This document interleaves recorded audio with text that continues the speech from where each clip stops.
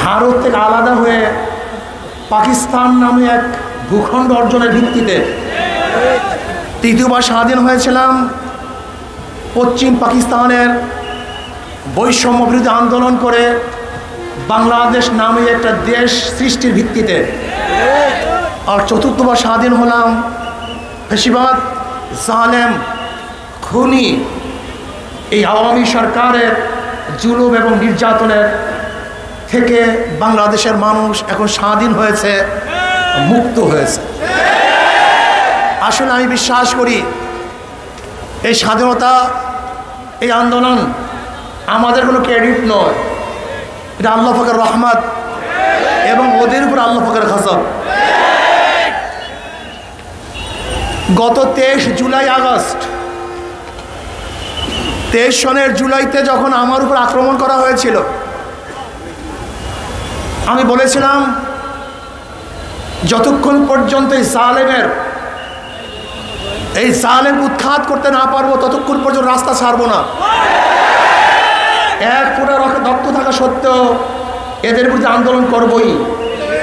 এবং বলেছিলাম আল্লাহ এই দুই চোখে যেন ওদের গজব দেখতে পারি, পতন দেখতে পারি।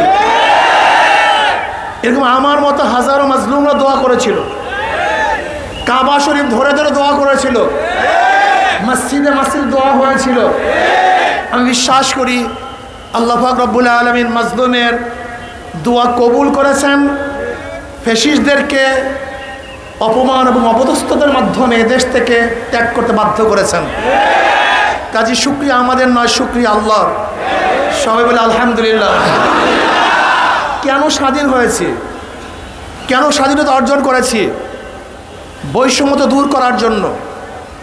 যেই দেশের মধ্যে বৈষম্য থাকবে না, নাগরিক হিসেবে আমরা সবাই সমান, সাম্য, মানবিক মর্যাদা, সামাজিক ন্যায় বিচার প্রতিষ্ঠিত করতে চাই। এদেশের মানুষের অধিকার ফিরিয়ে দিতে চাই, বাকশক্তির অধিকার ফিরিয়ে দিতে চাই, অর্থনৈতিক অধিকার ভারসাম্য রক্ষা করতে চাই। আমরা চাই মানুষের জানমালের নিরাপত্তা প্রদান করতে। আমরা চাই প্রত্যেকটা মা বোন তার ইজ্জত এবং আবরু নিয়ে নির্বিঘ্নে হাঁটবে, চলবে। তাদের উপরে কেউ প্রিজিং করবে না, অত্যাচার করবে না, অবিচার করবে না, ধর্ষণ করবে না, তাদের চেহারার উপরে কেউ অ্যাসিড নিক্ষেপ করবে না। আমাদের মা বোনদেরকে ধর্ষণ করে কেউ হত্যা করতে পারবে না। আমার গরিবের উপরে কেউ জুলুম করতে পারবে না। আমার শ্রমিকের বুকের উপরে কেউ গুলি চালাতে পারবে না। এদেশের মুচি, কামার, তাঁতি, জেলে, মজদুর প্রত্যেকটা মানুষের অধিকারকে ফিরিয়ে দেব, ছাত্রদের অধিকারকে ফিরিয়ে দেব, শ্রমিকদের অধিকারকে ফিরিয়ে দেব। এখানে অধিকার থাকবে মুসলমানদের, এখানে অধিকার থাকবে হিন্দুদের, এখানে অধিকার থাকবে খ্রিস্টানদের, এখানে অধিকার থাকবে বৌদ্ধদের, এখানে অধিকার থাকবে আলেমদের। প্রত্যেকটা মানুষ অধিকার নিয়ে বুক ফুলিয়ে বাংলাদেশে ঘুরবে, স্বাধীন মুক্ত বাতাস গ্রহণ করবে। আমি বাংলাদেশের নাগরিক, আমি স্বাধীন। এই কারণেই 5ই আগস্টের বিপ্লবের জন্য হাজারো মানুষ জীবন দিয়েছে, রক্ত দিয়েছে, দিচ্ছি, দেব ইনশাআল্লাহ।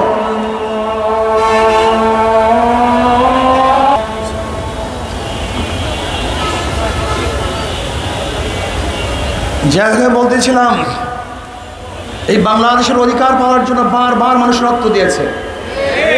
5ই আগস্ট স্বাধীনতার জন্য মানুষ রক্ত দিয়েছে, কিন্তু আবার বাংলাদেশের মানুষ 5ই আগস্টের পরে কি দেখেছে?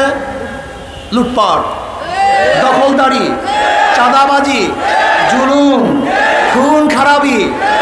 এর জন্য মানুষ 5ই আগস্টের আগে রক্ত দেয় নাই, জীবন দেয় নাই। আমরা স্পষ্ট বলতে চাই, মাদার গাছ লাগিয়ে আমের আশা করা যায় না। নীতিভ্রষ্ট, নীতিহীন মানুষের মাধ্যমে দেশকেও নীতিওয়ালা আদর্শবান করা যায় না। কাজে আসুন, হাজারো ভালো মানুষগুলি আছেন যারা নোংরা, নষ্ট, পচা, গান্দা রাজনীতির কারণে যারা রাজনীতি অংশগ্রহণ করছেন না। আমি ওই সমস্ত ভাইদেরকে বলবো, আপনাদের মতো ভালো মানুষ রাজনীতি না আসার কারণেই এখানে গুন্ডা, বদমাশ, ডাকাত, লুচ্চা এবং ডাকাতরা এখানে অংশগ্রহণ করেছে। অংশগ্রহণ করেন। যেখানে যে ভালো মানুষগুলি আছেন ঘরের মধ্যে, মসজিদের কর্নারে, ওই প্রতিষ্ঠানের মধ্যে বসে বসে আল্লাহর নাম জপছেন, আমি মনে করি আপনি একা কেন আল্লাহর নাম জপবেন? আপনার মাধ্যমে হাজার মানুষ আল্লাহর নাম জপুক, এইটি আমরা চাই। আসুন ইসলামী আন্দোলন পতাকা তোলে। আমরা চাই হিরোগুলি কোথায়, মানিকগুলি কোথায়? আর নাসু মাআদিনু কামাদিনিজ যাহাবি আল ফিদ্দা খায়রুন ফিল জাহিলিয়াতি খায়রুন ফিল ইসলাম ইজা ফাকিহু।